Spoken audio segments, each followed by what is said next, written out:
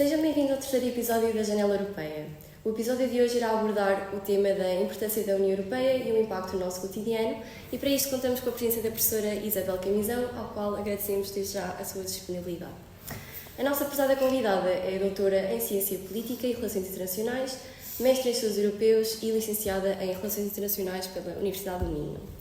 É atualmente professora associada de Estudos Europeus na Faculdade de Letras da Universidade de Coimbra, diretora de mestrado em Estudos Europeus e subdiretora da Faculdade de Letras, controladora da acreditação, projetos e centros de investigação, e as suas áreas de investigação incluem instituições da União Europeia, governação europeia, liderança e negociação internacional. Então, como é bem entendido, a União Europeia foi concebida como um projeto de paz e reconciliação dos Estados europeus após duas devastadoras guerras mundiais. Como é que esta origem influenciou os objetivos iniciais da União Europeia e como é que a União Europeia se adaptou ao longo do tempo para fazer face aos novos desafios? Ok, muito obrigada, antes de mais, pelo convite. É um gosto estar convosco, é um gosto estar rodeado, possivelmente no podcast não vão ver, mas rodeado de estudantes do primeiro, de vários anos, que já concluíram e, portanto, é um gosto estar aqui convosco e dar-vos os parabéns, em particular ao NAPEC, por estas iniciativas. É muito bom que, de facto, vocês abram ao mundo e que se possa falar sobre a União Europeia. Projeto de paz, não é? Bom, de facto, esse era o objetivo inicial, não é? Nós havia várias alternativas, digamos assim, para tentar pacificar a Europa, não é? Infelizmente percebemos hoje que a guerra na Europa não é uma realidade distante, mas de facto esse objetivo maior presidiu e continua a presidir ao projeto europeu. E de alguma forma também esta ideia de nós começarmos por pequenos passos, não é? Porque, muito embora este seja um ideal muito interessante, digamos assim, e que de facto presida ao projeto, era importante encontrar pontos comuns para unir os Estados. E, portanto, desse ponto de vista, a integração económica, ou a parte mais económica da integração, começou por ser o motor deste projeto, que depois, efetivamente, construiu ou vem construindo uma união política. E, portanto, nós temos esse ideal em continuidade e, de alguma forma, também percebemos que naqueles que são os Estados-membros da União Europeia foi formada uma comunidade de segurança. Portanto, nós não vemos, muito embora tenhamos a guerra na Europa e às portas da Europa também, enfim, noutros pontos geográficos do mundo, mas agora na Europa nós não vemos ou não equacionamos uma guerra entre os Estados-membros da União Europeia. E, portanto, nessa medida, isto é de facto um projeto de sucesso. E, portanto, continua a ser um aspecto fundamental e a questão da segurança continua a ser um aspecto fundamental também deste projeto.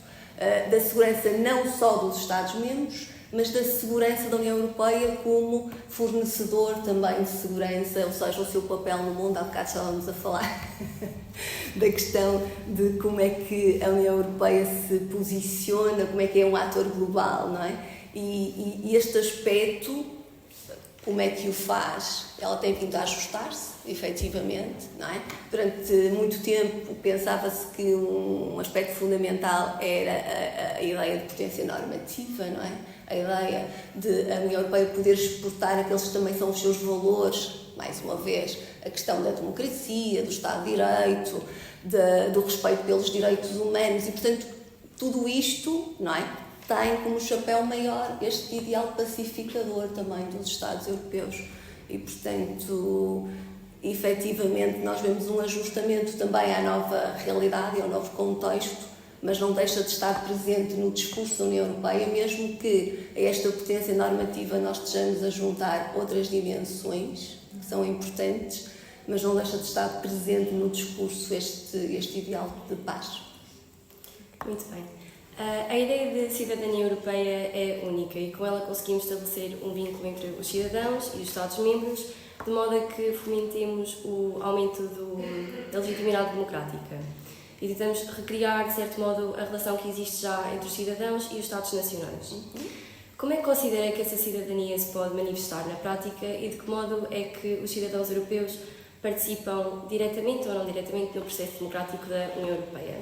E se ainda considera que pode existir um gap de comunicação entre a União Europeia que possa facilitar o surgimento de um déficit democrático, por exemplo. A cidadania europeia é extremamente importante e, como estava a referir de alguma forma na sua questão, ela é complementar das cidadanias nacionais e surgiu precisamente também para criar, porque um dos elementos identificadores que nós temos com o nosso sistema político nacional é precisamente a questão de sermos cidadãos. É uma espécie de contrato, não é? Em que temos deveres associados, mas temos também direitos que decorrem precisamente deste contrato, digamos assim. E, portanto, de alguma forma, nós não tínhamos isto explicitamente na União Europeia com o Tratado de Maastricht de Cidadania e que trouxe o tratado que criou a União Europeia. Efetivamente aparece-nos essa cidadania europeia como complementar da cidadania nacional e, portanto, é também um elemento que foi trazido para aproximar os cidadãos. Dá-nos um conjunto de direitos importantes, desde logo o facto de não podermos ser discriminados em função da nossa nacionalidade, um direito fundamental muito associado à cidadania europeia, que é a liberdade de circulação. Curiosamente, ao contrário, por exemplo, do que acontece com a cidadania nacional, que está muito territorializada, não é? Nós associamos a um Estado e, portanto, a um território. A cidadania europeia tem essa diferença fundamental, que é a questão da nossa circulação e da nossa liberdade de circulação, e é isso que nos faz cidadãos europeus, também cidadãos de alguma forma do mundo. Dito isto, ela tem uma fragilidade quanto a mim, que é, não tem tão presentes os deveres. E essa questão da participação que estava a referir, de como é que nós podemos participar, é evidente que o conjunto de direitos que nos dá, desde logo, por exemplo, também o direito de eleger e ser eleito nas eleições europeias, o direito de proteção consular ou nas mesmas condições dos nacionais de um Estado, se nós não tivermos proteção de embaixada ou consular naquele Estado, etc., traz-nos, de facto, esse conjunto de direitos de participação. Torna mais claro. Mas, para além disso, independentemente destes direitos que estão explicitados na questão da cidadania, o facto de nós sermos cidadãos europeus também nos deve levar a um bocadinho nisto que vocês estão a fazer, conhecer melhor o sistema político, para podermos perceber como é que nós podemos melhorá-lo também. E nós podemos melhorá-lo através da nossa participação, porque se nós não o quisermos conhecer, ou não soubermos quais são os canais de participação, ou não os utilizarmos, não é? Desde logo o mais evidente, que vai aparecer aí em junho, não é? A 9 de junho, no caso de Portugal, são as eleições para o Parlamento Europeu. Mas muitas outras formas de participação, a iniciativa de cidadania europeia, a propósito isto da cidadania europeia, não é? Em que podemos, de alguma forma, pedir à Comissão que faça uma legislação numa determinada matéria, as consultas públicas, a lista de legislação e outras medidas que estão em consulta pública e que nós podemos ir lá e dizer qualquer coisa, ter a sua opinião.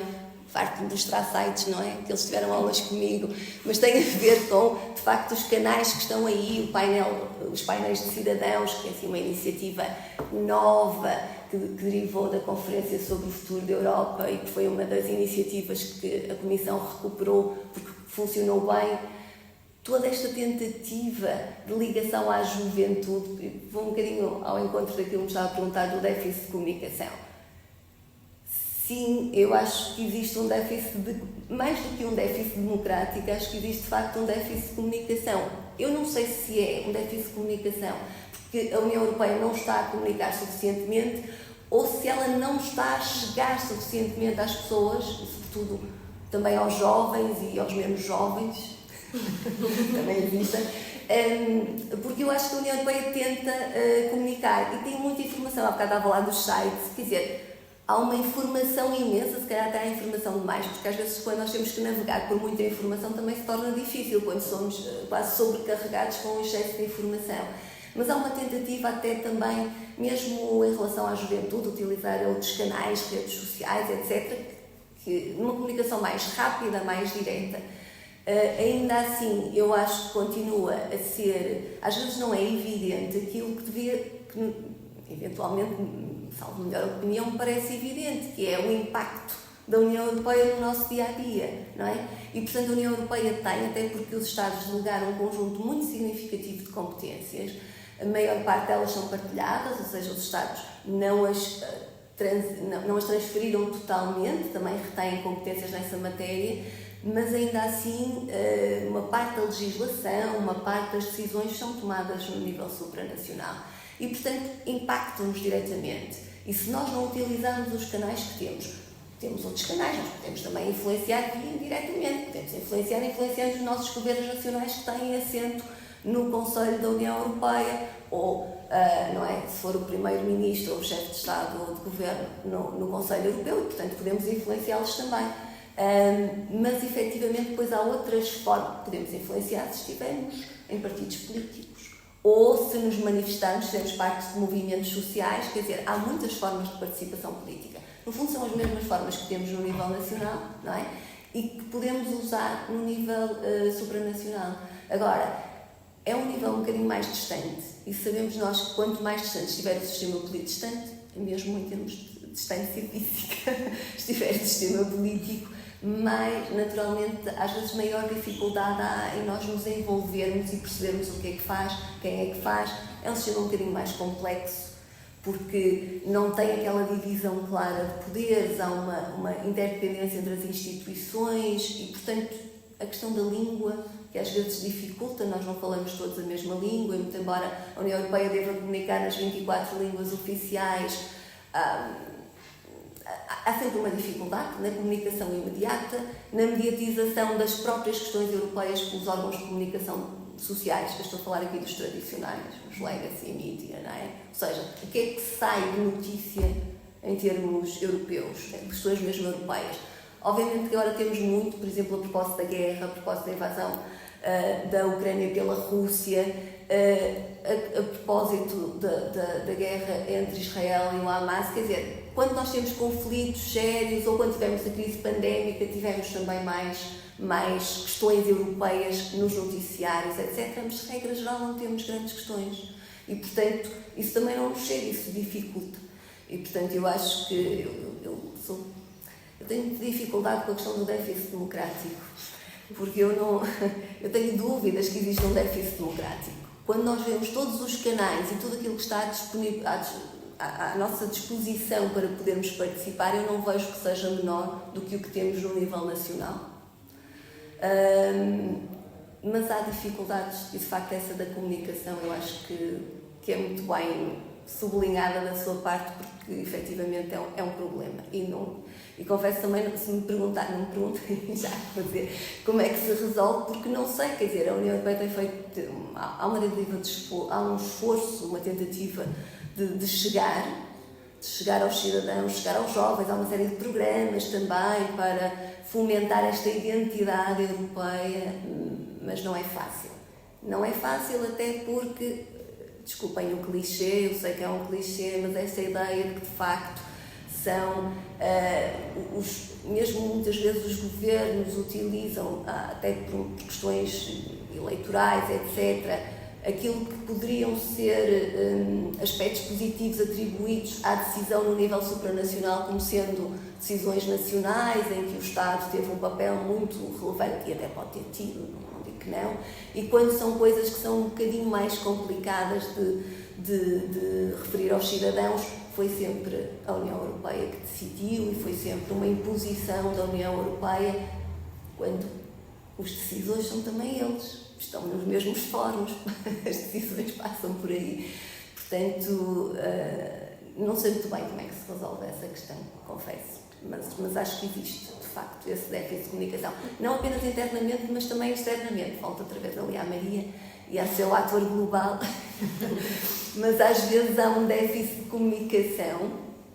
A União Europeia, aqui há uns tempos, tinha uma ideia de rebranding, ou seja, de tentar, todas as políticas no âmbito da ação externa são muitas, não é? Vocês veem na União Europeia como ator global, não é só a pesca, ou a política comum de segurança e defesa.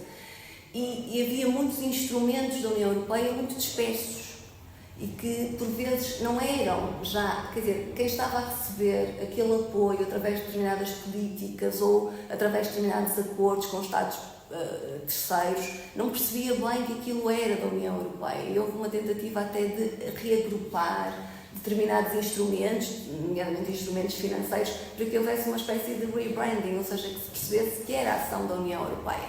E esta comunicação é também difícil, ou seja, que se pressione. Uma coisa é o que estamos a fazer, outra coisa é sermos capazes de comunicar o que estamos a fazer.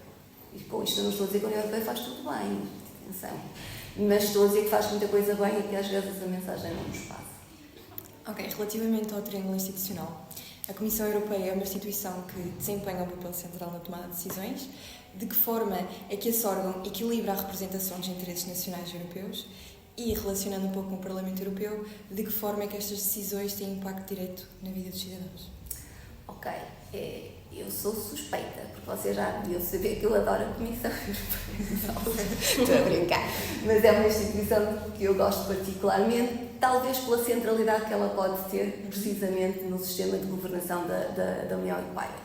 Porque quando fala aí como é que ela equilibra os interesses nacionais e os europeus, ou seja, a Comissão tem que agir, e costumo dizer isso também nas minhas aulas, mas não é apenas porque eu gosto de enumerar princípios. O princípio da independência é fundamental mesmo para a ação da Comissão, porque se ela não tiver este princípio, ela não consegue ser o garante do interesse geral, é a forma de equilibrar esses interesses, não é? Porque ela não pode ser representante de interesses nacionais, porque para isso nós já temos outras instituições, lá está.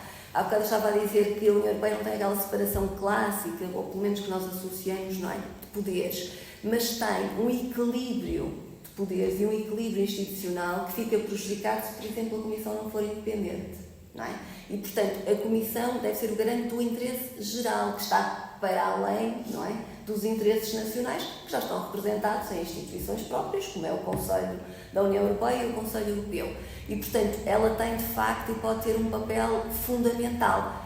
Também de parceria, obviamente, de interdependência, ou seja, ela tem que se, para fazer isto, e tendo o direito de iniciativa, não apenas a iniciativa legislativa, mas um direito de iniciativa mais geral, precisamente para servir isto, porque se ela tem que ser o garante do interesse geral, ela tem que fazer o que está ao seu alcance para, não é, para fazer avançar o processo de integração de forma a que sirva esse interesse. Como é que serve esse interesse? De forma muito simples, resolvendo os nossos problemas e respondendo às nossas expectativas, porque é para isso que serve um sistema político, quer dizer, um sistema político que produz políticas públicas que têm que ser direcionadas para aquilo que são as expectativas dos cidadãos e para aquilo que são os problemas dos cidadãos e, portanto, arranjar soluções para os resolver. Se as decisões devem ser tomadas no nível supranacional ou não vou agora começar aqui a debitar princípios, senão tinha falado da subsidiariedade, etc. Isto é evidente que a decisão deve ser tomada o mais próximo possível dos cidadãos. Mas, dito isto, há questões, sobretudo problemas que são transversais aos vários Estados, que são às vezes que ultrapassam a União Europeia, que são globais e que, portanto, eu acho que até mesmo só com o senso comum, nós percebemos que uma coordenação, pelo menos, da resposta é melhor do que se cada Estado individualmente estiver a pensar como é que vai resolver e como é que vai responder àqueles problemas, sem prejuízo de depois poder haver acertos que tenham a ver com as especificidades dos Estados e mesmo dentro dos Estados com as especificidades locais, regionais, porque de facto se calhar outro princípio que presidiu, para além da questão da paz, era o desenvolvimento a construção da União Europeia, era o desenvolvimento económico e esta ideia de que nós todos caminharíamos para o mesmo nível de desenvolvimento, e sabemos hoje que isso não é assim. As assimetrias continuam, não quer dizer que não tenhamos todos feito um caminho grande e positivo, mas existem assimetrias e, portanto, as coisas de facto também não podem ser feitas todas da mesma maneira, porque há especificidades, e daí também a questão até da intervenção dos governos locais, etc., ou dos órgãos de poder locais, mesmo que não sejam Estados muito descentralizados. Mas, dito isto, estava a dar a volta toda, que já não sei que estava aí alguns na sua pergunta ao Parlamento Europeu. A questão da interdependência e da relação com as outras instituições do triângulo institucional é fundamental e, portanto, a Comissão Europeia não pode agir como uma espécie também de competidora com as outras instituições. É por isso que ela às vezes até é criticada, porque parece que está a servir, não é? Ao contrário do tal princípio da independência, o interesse de um Estado, ou que está eu não diria servir, talvez não tenha sido uma boa palavra, mas que está a ajustar-se àquilo que são, àquilo que os Estados aceitariam. E, portanto, esse é um equilíbrio muito difícil que a Comissão tem que fazer, porque a Comissão deve fazer propostas um bocadinho mais ambiciosas, sim, mas também não podem ser tão ambiciosas que depois fiquem bloqueadas no Conselho e que nunca mais tenhamos decisão, porque é melhor termos alguma decisão, mesmo que não seja aquela que todos gostaríamos em termos de ambição, sobretudo em matérias que são muito complicadas, em que os stakes são muito altos e que os Estados percepcionam como estando o seu interesse nacional muito em jogo e, portanto, sabemos nós que às vezes não vai haver decisão. E, portanto, esse equilíbrio, é por isso que quando nós dizemos, mais uma vez, às vezes estamos a debitar coisas, mas não é debitar por debitar nas aulas. Quando eu digo que a Comissão, antes de fazer uma proposta legislativa, tem que fazer as consultas adequadas e deve ser... Estas consultas adequadas são precisamente para medir o pulso, tomar o pulso um bocadinho daquilo que serão o aceitável para as várias instituições que estão envolvidas, nomeadamente também o Parlamento Europeu, que nos representa, que deve representar os cidadãos, não é? E por isso é que nós devemos eleger e votar, porque depois aquelas pessoas que estão lá vão mesmo representar-nos e vão tomar, independentemente de nós termos votado ou não, e vão tomar decisões que são importantes e que, como estava a dizer, têm impacto no nosso dia-a-dia, a toda a hora e a todo momento. E, portanto, nós queremos fazer essa escolha, mas tem que ouvir outras partes interessadas. Por exemplo, entram aqui os grupos de interesse, as consultas, as pessoas, interesses organizados, que podem até ser interesses organizados com fins lucrativos, que visam ser empresas, pode ser indústria, podem ser organizações da sociedade civil também, sem nenhuma, ou seja, que defendem ou advogam determinadas causas, mas porque é preciso ouvir, até porque a sociedade é bastante fragmentada, e se calhar até neste grupo que está aqui, que é um grupo relativamente pequeno, se nos fossem perguntadas as prioridades e como é que chegamos, e como é que respondemos, e o que é que devemos, em termos dos recursos limitados que temos, o que é que devemos priorizar, possivelmente tínhamos até respostas diferentes. E isto já partindo de que todos acreditamos nos valores europeus e todos os partilhamos, e já não estou a falar de derivas esquisitas, estou a falar não é? De todos termos esta base, mas mesmo assim temos divergências e diferenças em relação às respostas e como é que devem ser feitas. E a Comissão tem esse papel muito importante, por isso é que eu acho que a Comissão é um ator muito interessante, na medida em que essa representação do interesse geral implica também essa, desculpem a expressão mais coloquial, essa ginástica, esse jogo de cintura, de perceber como é que eu posso ser progressista, ir mais para a frente, avançar o processo de integração, mas sem me inviabilizar, sem tornar as coisas num bloqueio, até porque a Comissão também tem esse papel de desbloqueadora de acordos, portanto não pode ser tão rígida e estar tão focada, quer dizer, focada deve estar, mas está tão fechada numa posição que não permita de facto que o acordo seja atingido.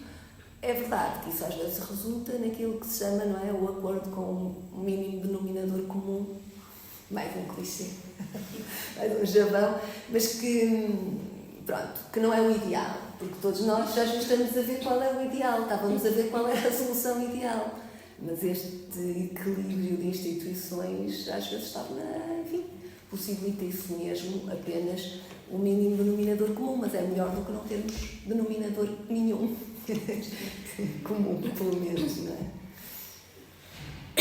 Portanto, a União Europeia não se trata apenas de uma união económica, trata-se também de um órgão que procura uma maior cooperação uma cooperação política entre Estados-membros. Como é que considera que essa cooperação e essa mediação se traduz na prática, especialmente agora com os crescentes desafios geopolíticos e especialmente em situações de crise? Ora bem, traduz-se de forma difícil. Sim, concordo absolutamente, a União Europeia não é apenas um projeto económico, isso foi o início, foi o arranque, mas nunca foi o objetivo final e, portanto, isto é um projeto político, por isso é que estamos a falar de sistema político e de produtor de políticas públicas. Se nós comparamos com outras organizações internacionais, isso não existe, ou não existe na mesma medida, não é? E, portanto, são muito mais limitadas, normalmente limitadas, mesmo organizações inspiradas pela União Europeia são limitadas à dimensão económica. Mas essa ideia da coesão é sempre importante, porque, sendo um projeto e uma união política, não é um Estado. E, portanto, nós temos, desde logo, sempre essa dificuldade. Quando nós não temos um Estado, é preciso conciliar e articular as posições de 27 Estados. E isso torna-se, por vezes, difícil do ponto de vista interno, sobretudo em momentos mais dilemáticos, por exemplo, a crise, não é? Até porque, por vezes, a crise não afeta da mesma maneira todos os Estados. Sei lá, por exemplo, nós na pandemia tivemos essa percepção de que a crise era de alguma forma simétrica, porque todos éramos afetados e não foi também culpabilizado nenhum Estado, mas se nós recuarmos, por exemplo, à crise económica e financeira, que, na verdade, crise da zona euro, não é? Crise das dívidas soberanas e depois crise da zona euro. Vocês são muito jovens, parece há pouco tempo, mas eram muito jovens ainda nessa altura, mas, enfim, até por aquilo que houve nas aulas, etc., houve uma culpabilização de uma parte dos Estados. Não estou com isto a dizer que estava correta, mas houve, não é? Houve uma divisão entre o Norte e o Sul, aqueles que não cumpriam as regras e os que, muito cumpridores, que tinham que vir salvar os outros. E, portanto, toda esta narrativa torna difícil, às vezes, essa coesão. Portanto, é difícil, por vezes, para a União Europeia, mesmo do ponto de vista da sua gestão interna e para as instituições que têm que fazer um bocadinho este papel, mais uma vez de coordenação. Volto a falar da Comissão. Não é que a Comissão seja a única, esse papel pode ser feito por outras instituições, mas também um bocadinho pela posição que tem, a Comissão assume por vezes esse papel de coordenação e não é fácil. Quando estamos a olhar para fora, às vezes ainda é mais complicado. Porque nós sabemos tradicionalmente, embora tenhamos agora até exemplos bastante positivos nessa medida, mas era comum dizer que esta ideia da Europa a uma só voz não era fácil. Ou seja, muitas vezes em relação a aspectos, conflitos ou eventos, fenómenos internacionais, não havia uma posição conjunta da União Europeia ou essa posição era difícil de conseguir. E isso é uma fragilidade para o ator internacional. Portanto, essa resposta conjunta, quer às crises, que normalmente são crises também que nunca são só, são crises multidimensionais e que, portanto, têm, e muitas vezes são crises também que afetam, que têm uma dimensão externa. Cá estava a falar da crise pandémica. Se nós pensarmos como é que a União Europeia respondeu do ponto de vista interno, houve uma série de medidas e de políticas que foram acionadas para isto, mas vimos que houve uma preocupação, talvez porque esta Comissão, quando chegou, disse que ia ser uma Comissão geopolítica e, portanto, a geopolítica põe a ênfase no papel da ação externa da União Europeia e, portanto, houve uma preocupação de acompanhar estas medidas internas, sempre com medidas externas, ou seja, a União Europeia tentou, de alguma forma, e em alguns momentos exercer, por exemplo, uma liderança naquilo que foi a recolha de fundos para os países menos desenvolvidos e que não tinham tantas condições para lidar com a pandemia e com os investimentos que eram necessários, nomeadamente em infraestruturas e depois vacinas, etc. A questão da COVAX, a questão de pensar mesmo como é que se poderia reformar a Organização Mundial de Saúde ou como é que se poderia dar uma resposta conjunta e, portanto, paralelamente houve estas preocupações e, portanto, até porque se nós pensarmos, a União Europeia tem tentado não compartimentar as políticas internas e externas. Vocês agora têm duas disciplinas. Políticas da União Europeia e a União Europeia é um ator global em que nós tentamos de alguma forma dar a dimensão mais interna ou a dimensão mais externa, mas na verdade na dimensão externa há uma espécie de toolbox, não é? Que vai buscar todas as políticas internas que estão, nomeadamente o mercado interno, por exemplo, que estão ao serviço dessa ação externa, não é? Porque, por exemplo, a cooperação para o desenvolvimento não existe sem os acordos comerciais muitas vezes que são feitos com esses Estados. E nós temos determinados valores que procuramos exportar e isso é feito, por exemplo, através da condicionalidade política. Portanto, há uma interligação, não é possível traçar essa fronteira entre isto é a dimensão interna. Claro que nós temos desafios próprios da dimensão interna, desafios até com alguns Estados-membros, desafios que têm a ver, voltando às suas questões anteriores, com talvez esse gap na comunicação e os cidadãos, enfim, às vezes não estarem absolutamente contentes com aquilo que tem sido a solução dos seus problemas.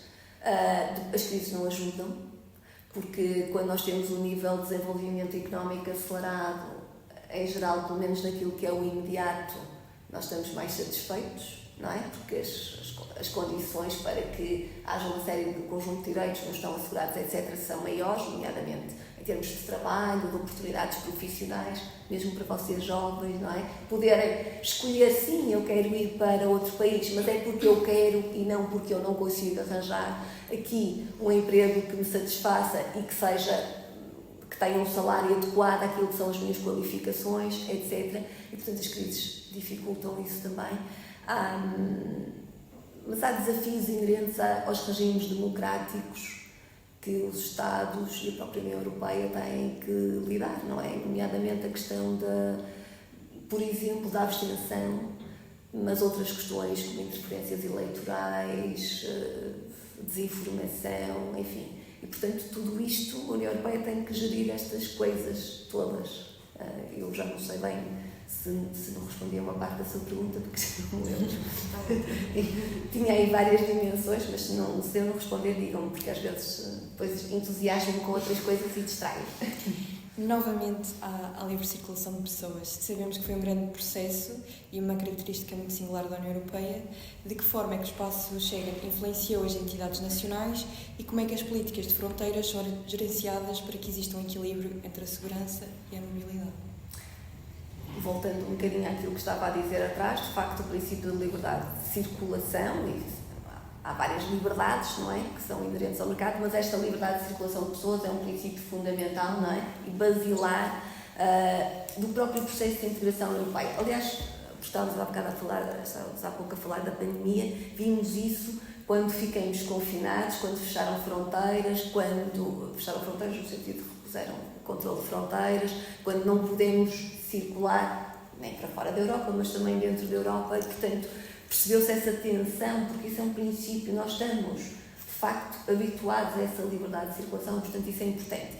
Mas isto que referiu, de ter que haver um equilíbrio também entre liberdade e segurança, é fundamental. Mais uma vez, a questão dos equilíbrios, se calhar é uma palavra que vai aparecer aqui muito, mas que tem que existir, e, de facto, procurou-se, as fronteiras são, para os Estados que estão no espaço Schengen, e que são, no caso da União Europeia, a partir de 31 de março todos, menos Chipre e a Irlanda, portanto estamos a falar de 25 em 27, e portanto Schengen, que permite essa liberdade, que veio permitir essa liberdade de circulação, está regulada, não é? E portanto, ou seja, está regulada através do Código de Fronteiras de Schengen, não é? Que tem especificamente quais são as regras e quais são as exceções, porque às vezes tem que haver exceções, mais uma vez por causa da segurança, ou seja, há cláusulas deste Código que permitem, de facto, aos Estados, em determinadas circunstâncias, justificadas, desde que comunicadas à Comissão, outra vez, não só à Comissão, ao Conselho e ao Parlamento Europeu, possam repor o controle de fronteiras. Também, isto é, quando nós dizemos não há controle de fronteiras, isto não é absolutamente assim, para além destas exceções, em que há mesmo, e pode haver uma reposição. Nós tivemos um exemplo a propósito das jornadas da juventude, mundiais da juventude, não é? Em que Portugal pediu o acionamento dessa exceção para repor fronteiras, porque era muita gente a circular dentro do território nacional e, portanto, mas tiveram mais, enfim, com a pandemia foram repostos vários controles de fronteiras, com os atentados terroristas, por exemplo, temos vários exemplos. Depois, se os Estados às vezes exploram um bocadinho essa cláusula para manter para além daquilo que seria expectável esse controle de fronteiras, também acontece. Mas efetivamente essa questão desse equilíbrio é importante e para além disso, ainda no domínio da segurança, Schengen é gerido por um sistema de informação. E esse sistema de informação permite a recolha de dados precisamente por causa da questão da segurança.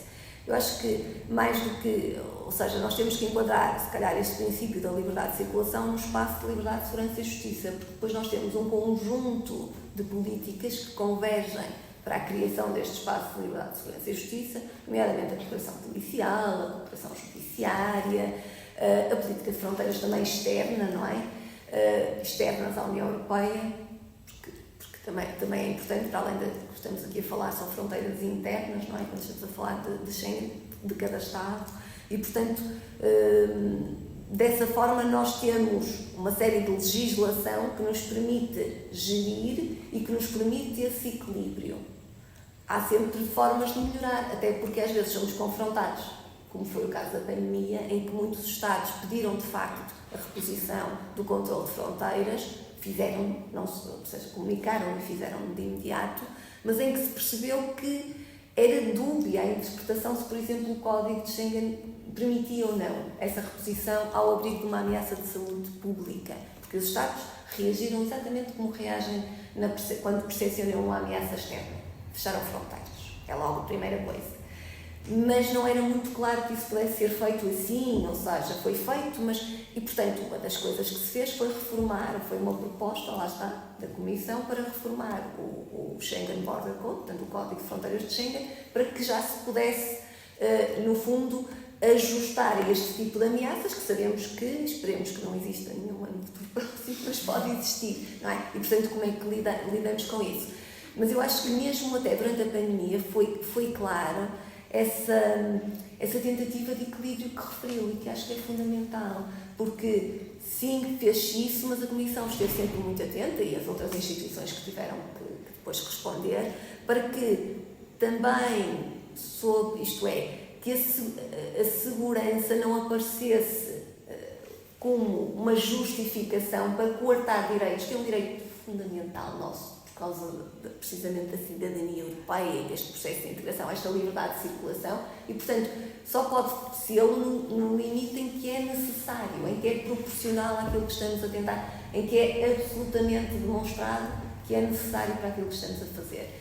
E eu acho que até verificamos isso, portanto, com as limitações que existem, acho que temos ferramentas e foram criadas ferramentas para que possamos fazer esse equilíbrio com as várias políticas, como digo, que convergem também, não podia estar também a política de migração, a política de asilo, etc., mas que convergem para esse espaço de liberdade, segurança e justiça. Portanto, liberdade, segurança e justiça. E isto permite perceber este equilíbrio. Portanto, acho que temos ferramentas. Sim. Portanto, para além dos desafios mais óbvios, como obviamente o Brexit, quais é que são os principais desafios que a União Europeia enfrenta atualmente, especialmente em termos de coesão interna e representação global? Isso é uma pergunta que não nos podia deixar aqui toda a manhã. A União Europeia tem, de facto, desafios óbvios do ponto de vista interno, desde logo a questão que já referiu há bocado e que tem a ver com como lidar com questões como derivas no Estado de Direito, nos regimes democráticos, ou seja, o crescimento de regimes iliberais dentro da própria União Europeia, porque, mais uma vez, nós temos que ir sempre à base. A base são os valores fundadores da União Europeia e os tratados dizem que os valores fundadores são a democracia, a liberdade, também o Estado de Direito, o respeito pelos direitos humanos, a não discriminação, incluindo os direitos das minorias, portanto, a igualdade. E, portanto, se esses são os valores fundacionais ou fundadores, nós precisamos de os ver plenamente aplicados internamente para que depois possamos querer promovê-los externamente, porque senão fica aqui, não é? A credibilidade do ator, também do ponto de vista externo, fica posta em causa, porque se há esses problemas. E depois esta questão dos cidadãos, de algum desencanto dos cidadãos, não é propriamente só com a União Europeia, é com as instituições políticas, com as instituições que nos representam, e portanto há um conjunto de aspectos importantes. Há bocado estávamos a falar das crises, nós tivemos crises sucessivas, ainda estamos em crises sucessivas, neste sentido, não é? A guerra é uma crise que temos à porta e, portanto, a União Europeia, este ciclo de crescimento que parecia que iria avançar depois da crise da zona euro, teve logo um conjunto de crises e, portanto, a União Europeia tem que dar resposta a esta desaceleração também do crescimento económico, a níveis que resposta em conjunto com os Estados. Ou seja, quando estou a falar da União Europeia, estou a falar dos vários níveis da governação multinível da União Europeia. As questões migratórias, por exemplo, porque isso também tem a ver não necessariamente com a questão da segurança, porque imigração e segurança não estão relacionados desta maneira, mas a questão da segurança das próprias pessoas que chegam, isto é, delas poderem ser integradas, delas poderem ser recebidas, delas poderem fazer parte efetivamente da União Europeia e não ficarem nos sítios à espera de ver como é que as coisas vão correr. E, portanto, desse ponto de vista, e obviamente, são desafios claros da União Europeia, desafios também que têm a ver com o próprio ambiente internacional, o próprio ambiente estratégico internacional, que é muito mais instável, que é muito mais volátil, muito mais conflituoso, muito mais competitivo. Portanto, nós estamos a voltar um bocadinho. Há bocado disse aí que eu sou licenciada em Relações Internacionais, eu estudei Relações Internacionais na década de 90, não é? Portanto, e em que nós tínhamos, era assim aquela visão otimista das relações internacionais, mas em que ainda se falava daquilo que se tinha vivido antes e, portanto, desta visão conflituosa e competitiva das relações internacionais muito baseada na teoria realista. E, portanto, nós estamos muito aí outra vez, voltamos muito a falar disto, não é? Basta esta palavra geopolítica que está aqui presente em muitos dos contextos que nós estamos a definir e, portanto, efetivamente a União Europeia tem que se preparar e tem que responder também, né? Obviamente, se estivermos a falar de desafios externos, a questão da guerra imediata na Europa, não é? Ou nas fronteiras da Europa, como o Médio Oriente, porque destabiliza a vizinhança, porque a União Europeia, não é? Voltando à sua questão primeira, este ideal de pacificador não tem só a ver com os Estados da União Europeia e, portanto, significa que houve políticas que, no fundo, a União Europeia criou, nomeadamente a Política Europeia de Vizinhança, para tentar também estabilizar e trazer e alargar esse ideal do próprio alargamento e a questão do alargamento aos Balcãs Ocidentais e agora a 3 dos Estados dessa Política Europeia de Vizinhança, na Ucrânia, a Moldóvia e a Geórgia, que eventualmente terá estatuto de candidato. E, portanto, a União Europeia tem que responder a isto. Mas, para isso, depois lá volta outra vez os desafios internos, não é? Porque tem que, por exemplo, resolver questões de dependência que tem. A Comissão Europeia... Perdoa-me, também, conferi-la muitas vezes. Não a Comissão, a Presidente da Comissão falava em de-risking.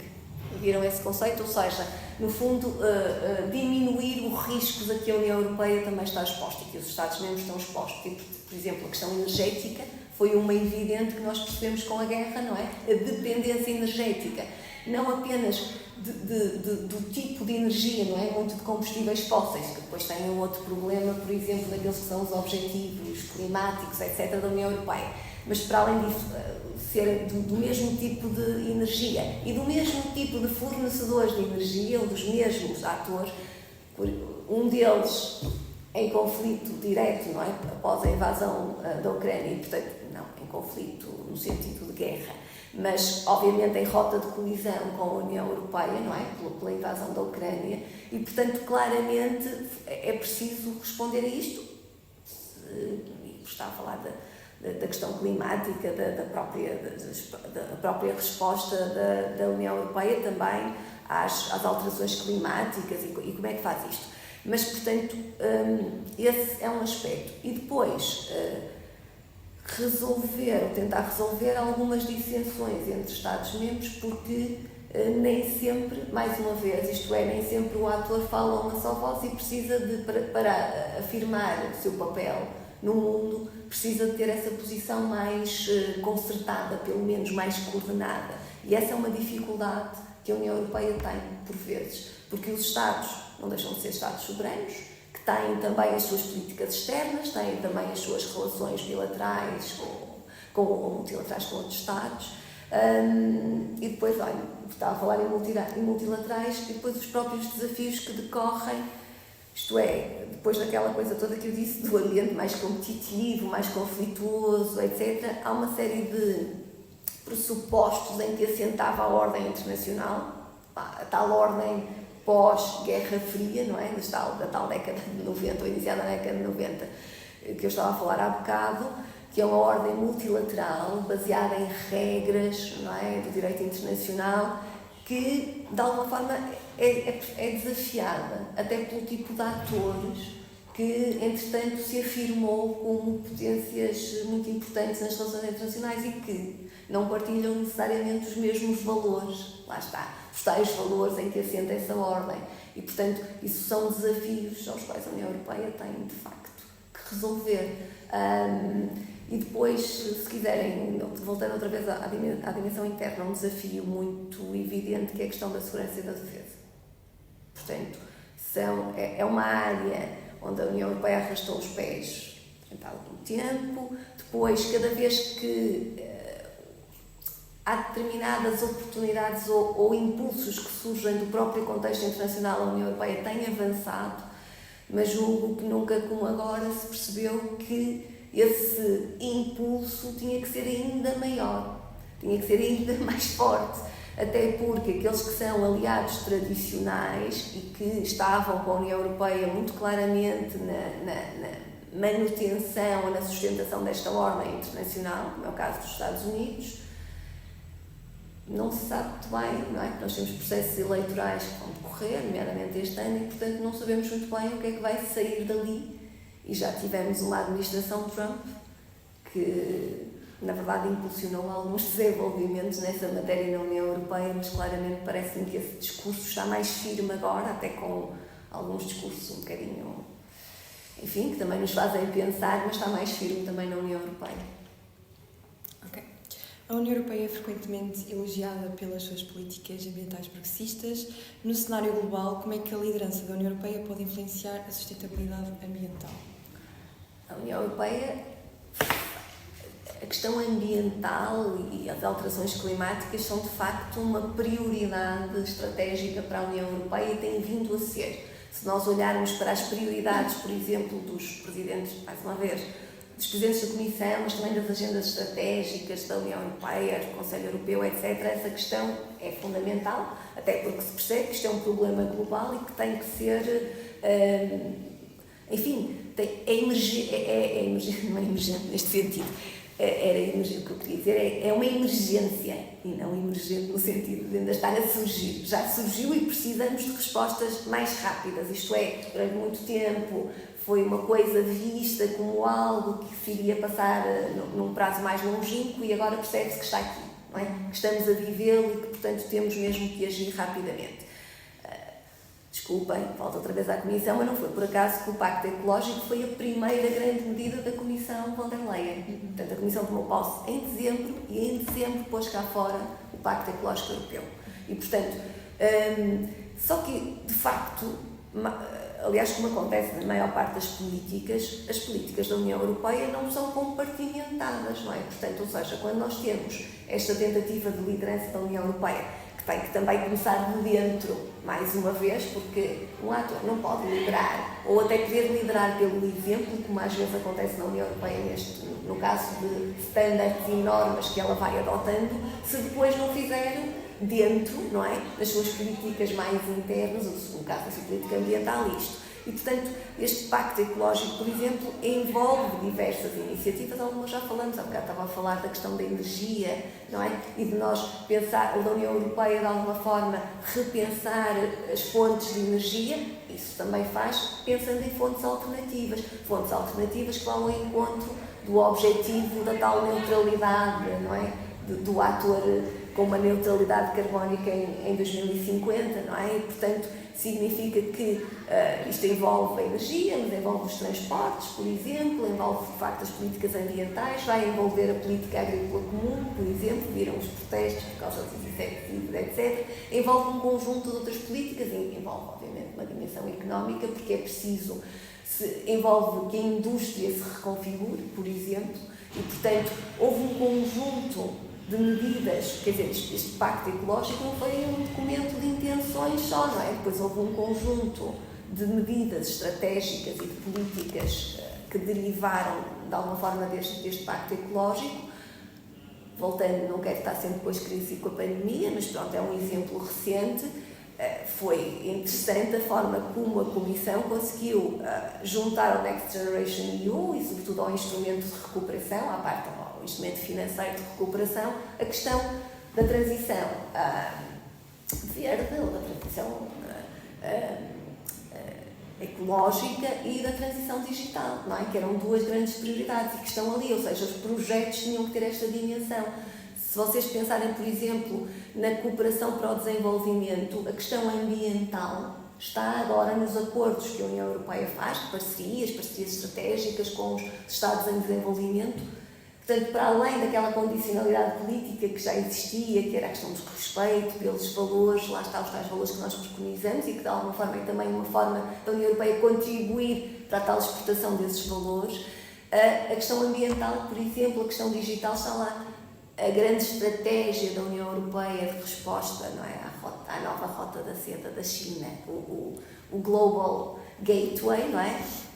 Preciso de uma tradução muito literal, uma ponte global, em que a União Europeia financia infraestruturas que é, onde algumas energéticas, por exemplo, nos países em desenvolvimento, mas estão lá também climáticas, ou seja, precisamente o que nós vemos, apesar de tudo, com falhas, obviamente, mas isto implica um conjunto de outras políticas e a União Europeia tem, vocês conseguem ver este objetivo, esta ambição também de liderança através do exemplo nas várias políticas, sei lá, na fiscalidade também, por exemplo, se bem se lembram, apesar de serem jovens, isto já foi há pouco tempo, a negociação deste quadro financeiro plurianual que nós temos, o 21-27, foi possível acrescentar um recurso próprio novo, não é? Porque o orçamento da União Europeia, aquele que já sabemos, é muito limitado, etc., mas é baseado em recursos próprios, não é? E uma grande percentagem é baseada nos recursos, nas transferências diretas dos Estados-membros.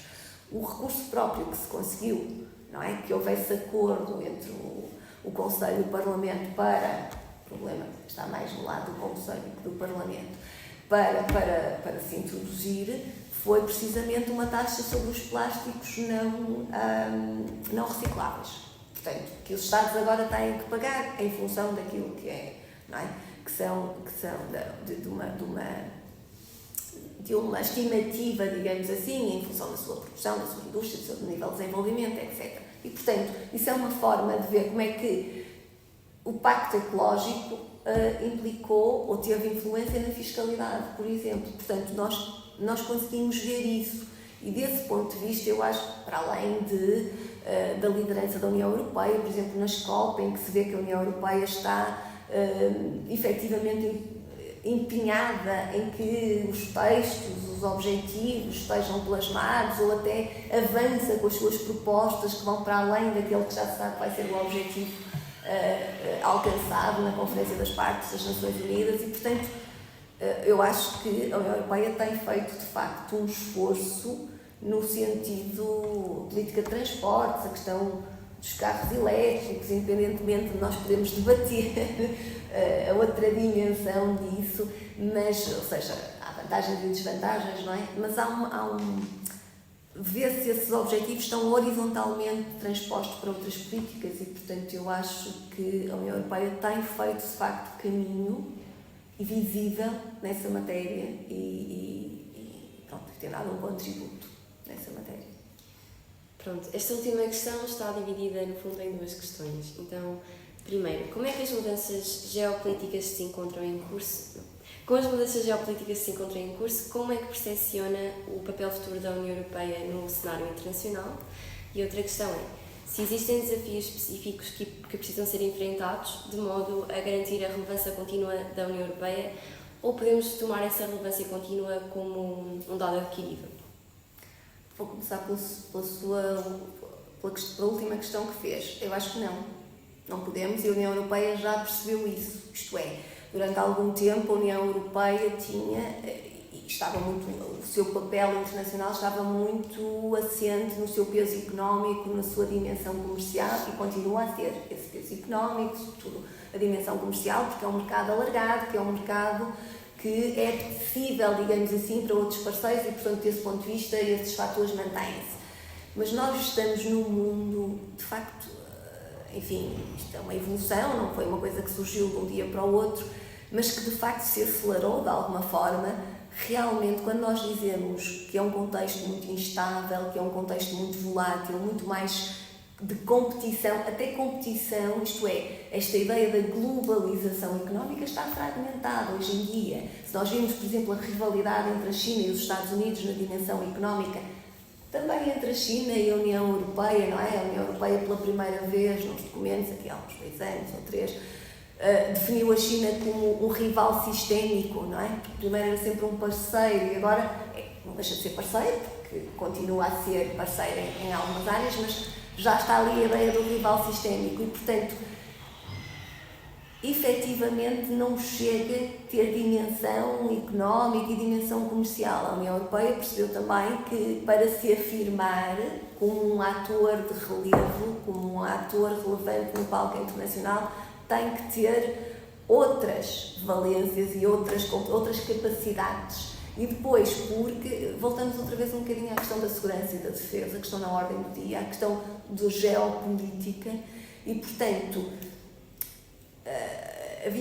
há um debate, digamos assim, que acompanhou em parte o processo de construção europeia, que era a questão da ideia da potência civil ou do ator militar, e que portanto a União Europeia, isto até na década de 70, mais tarde, um autor chamado Ian Manners vai falar do Normative Power Europe a propósito deste debate, porque era um debate. A União Europeia foi ali apresentada na década de 60 pelo Duchenne como uma potência civil, e o Edley Bull, que é um realista das relações internacionais, vinha dizer que, na verdade, potência e civil eram termos contraditórios, porque para ser uma potência o ator tem que ser militar, tem que ter capacidade militar. Pronto. E portanto este debate, não vamos agora aqui, não vou dissecá-lo, que é um debate um bocadinho mais teórico, mas a questão é se essa dimensão mais de potência civil, ou se quisermos até dar o salto de potência normativa, que não deixa de ser um ator que tem capacidade militar, mas é um ator que, sobretudo, se tem um papel central como potência normativa, como na exportação dos seus valores através de vários meios, se não tem que complementar isso com uma capacidade militar forte. Não é que nós não tenhamos capacidade militar, porque os Estados-membros, obviamente, têm capacidade militar, têm orçamentos de defesa, alguns gastam um bocadinho menos, mas alguns até gastam aquilo já que se pede, os tais 2%, etc. Portanto, não é tanto que não tenhamos, mas, mais uma vez, a União Europeia tem esta especificidade de não ser um Estado. E como não é um Estado, precisa de ter capacidade conjunta e rápida, sobretudo tendo em conta estas ameaças. E, portanto, volta outra vez ao centro. Mais uma vez, se vocês olharem, se tiverem curiosidade e forem ver aquilo que está alinhado para a tal agenda estratégica da União Europeia, que é decidida pelo Conselho Europeu, não é? Para os próximos 5 anos, a primeira coisa que lá está é segurança e defesa. E não era a primeira coisa que lá está. Estão lá outras coisas, está lá o ambiente, está lá, sei lá, a questão digital, são outras questões que nós sabemos, o alargamento, por exemplo, que é um aspecto fundamental e que também a União Europeia tem que, não é?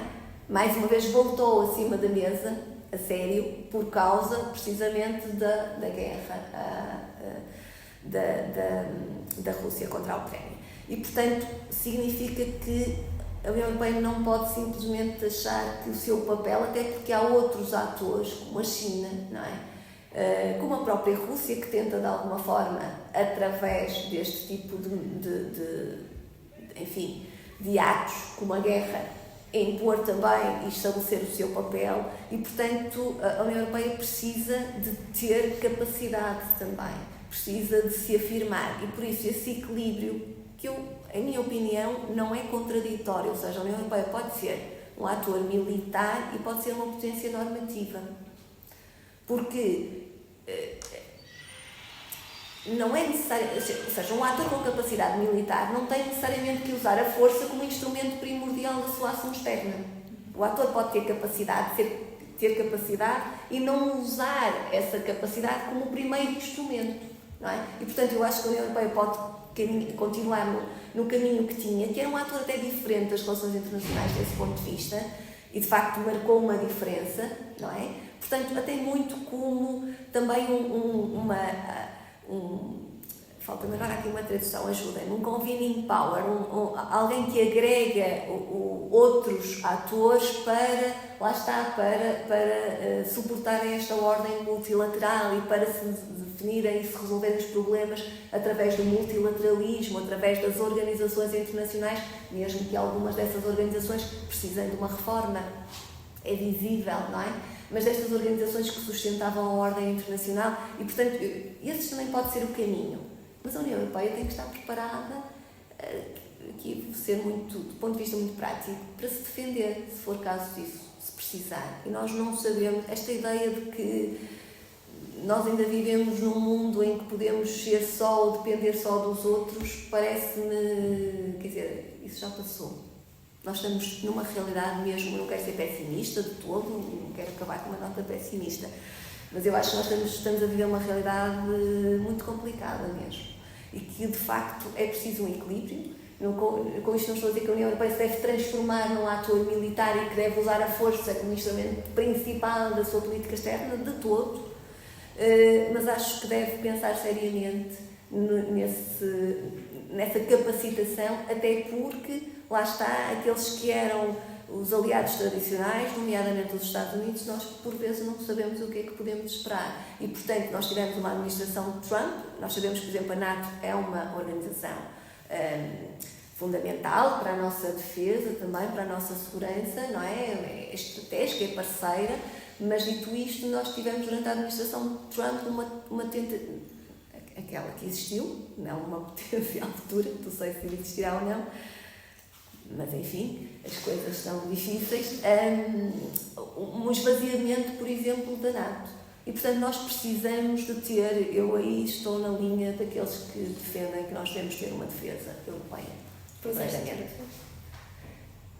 Eu não sei se é um exército europeu, porque a questão do exército europeu é a questão de forças conjuntas, lideradas pela União Europeia, que de alguma forma nós já temos, podem ser forças dos vários Estados. Eu não sei se nós precisamos, nem sei bem o que é isso do exército europeu, mas precisamos efetivamente de ter forças que sejam, agora aqui do ponto de vista muito prático, e atenção que eu não percebo nada da logística militar e portanto posso estar a dizer aqui asneiras, perdoem-me os que percebem, mas do ponto de vista muito prático, se nós temos determinados equipamentos, as forças que os utilizam precisam de ser capazes de os utilizar. Portanto, nós precisamos de facto de projetos conjuntos para a produção de equipamentos, de armamentos, de tudo o que é necessário, de sistemas de prevenção também, satélites, etc., mas que sejam operacionalizáveis, ou seja, a interoperabilidade, que também é uma palavra que há uns anos começou a ser um chavão na União Europeia, mas que é importante, por exemplo, esta força, estes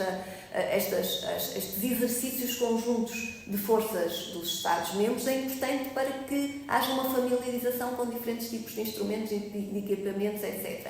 E, portanto, os projetos PESCO, que num primeiro momento tentam capacitar e criar projetos comuns, a capacitação de uma indústria da defesa europeia. Isto depois tem um problema, que é, para investirmos nisto, nós precisamos de retirar, ou seja, o orçamento vai continuar a ser o mesmo.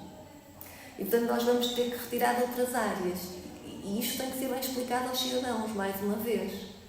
Mas eu acho que é preciso mesmo dar passos concretos nesta matéria. A União Europeia está a dá-los, mas é preciso que os Estados agora estejam unidos nisto. E depois, outras ameaças para além das convencionais, como as ameaças híbridas. Há bocado já falamos disso, da questão da desinformação, das interferências nos processos eleitorais. E isto é preciso estar muito atento a isto.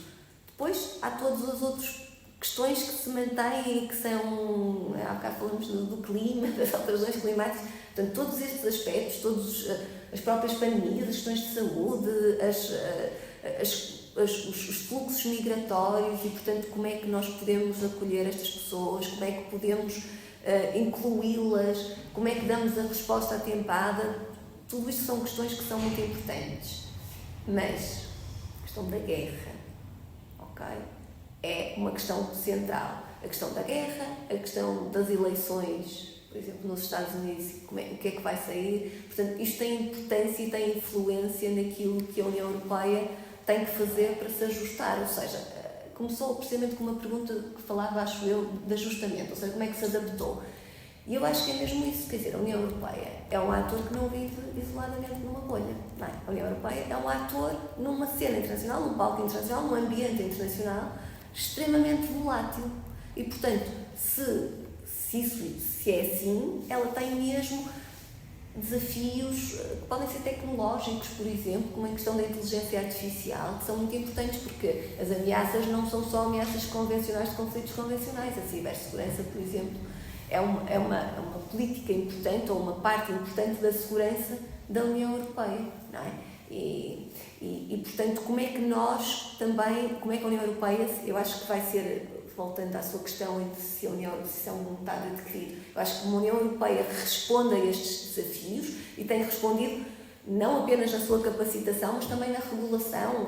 Ainda ontem percebemos que o Parlamento Europeu aprovou o Artificial Intelligence Act, que na verdade já tinha havido um acordo político, nós já sabíamos que iria ser, portanto, a legislação ia ser aprovada, porque o acordo político foi alcançado já em novembro do ano passado. Mas pronto, votação formal, agora falta a votação formal no Conselho, mas, por exemplo, isso também é uma forma de liderança e de afirmar a liderança, de perceber que, por exemplo, a inteligência artificial traz oportunidades, e traz oportunidades para várias áreas e que devem ser aproveitadas, mas também traz muitos desafios. E que esses desafios devem ser antecipados para que não estejamos sempre a correr atrás, ou seja, não estejamos sempre a reagir. E nas inovações tecnológicas já é difícil não ser correr atrás, porque normalmente elas estão sempre bastante à frente do regulador. Mas acho que sim, temos desafios importantes pela frente, mas ainda assim eu acho que a forma como a União Europeia respondeu a alguns dos problemas, e voltando às palavras que usou, das crises com que foi confrontada nos últimos tempos, nos pode dar, e queria mesmo acabar com isso, uma nota de esperança. Acho que a União Europeia está aí, é resiliente, e esses prognósticos que estão sempre a miúdo a aparecer que vai acabar, não acredito neles. Eu acho que, agora, é um trabalho contínuo, é um processo mesmo, e não é de todo, estamos bem, somos ótimos, somos um grande ator. Não, isso não existe.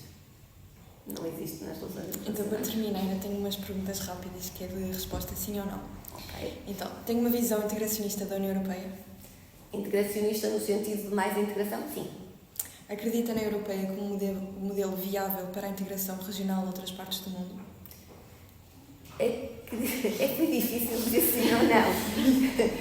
Eu acho que sim, acho que é um exemplo, pode ser um exemplo, mas acho que o contexto do próprio surgimento deste processo marcou muito aquilo que a União Europeia é e, portanto, às vezes é um exemplo difícil de replicar. Sim, passos rápidos. Ucrânia dentro ou fora da União Europeia? Eu acho que Ucrânia dentro, não podíamos ter outra resposta. Não havia, não apenas, isto parece horrível dizer, mas não havia outra resposta. Não havia. Porque nós não podemos deixar um ator achar que é normal poder invadir um Estado soberano, seja qual for o pretexto, a menos que haja, efetivamente, uma autorização pela comunidade internacional. E, portanto, sim, porque não faz sentido dar-lhe o estatuto de candidato e agora dizer, fica aí com o estatuto de candidato e nunca mais entra. Não é sim agora. É sim cumpridos os mesmos critérios que todos os outros Estados têm que cumprir para aderir, mas sim. União Europeia com ou sem apoio dos Estados Unidos? Eu acho que, idealmente, a União Europeia como parceira dos Estados Unidos, mas não como dependente dos Estados Unidos. Portugal com ou sem euro? Portugal com euro, sem dúvida nenhuma. E para finalizar, ser português ou ser europeu? Ser as duas coisas. Muito bem, chegámos ao fim do nosso episódio. Resta-nos só agradecer mais uma vez a disponibilidade. É isso.